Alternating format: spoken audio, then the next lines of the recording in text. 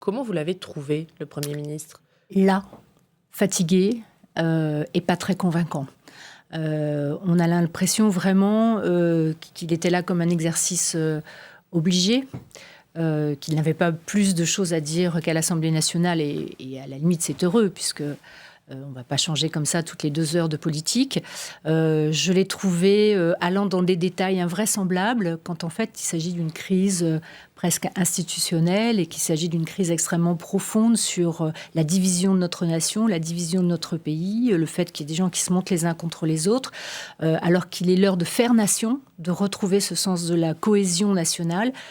Je l'ai trouvé embourbé dans un descriptif de justification, dans un descriptif de mesures qui avaient été prises. Il a été jusqu'à nous dire qu'on allait donner le petit déjeuner gratuitement dans les écoles des quartiers difficiles. Vous voyez, il y avait un décalage entre le moment qu'on vivait, qui devait être un moment solennel, avec une prise de position sur une ambition et sur une vision pour la France, de réconciliation, et puis toute une série de mesures presque canonnées. Et c'est presque difficile de l'entendre parce que Édouard Philippe, c'est quelqu'un de brillant.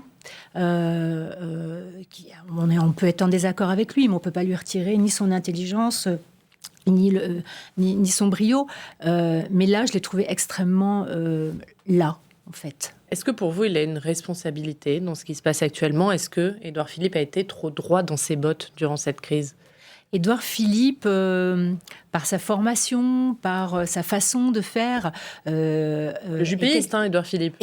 Oui, enfin bon, on ne va pas essayer de mettre les gens dans les boîtes. Je suis en train tout le temps d'essayer de dire de faire cohésion, mais est quelqu'un qui, par son mode de fonctionnement, n'écoute pas beaucoup. Voilà, il est déterminé, ce qu'on ne peut pas lui reprocher, mais il n'écoute pas. Il n'écoute rien. Il fait semblant d'écouter, c'est-à-dire qu'il consulte. Vous parlez, mais en fait, il n'écoute pas.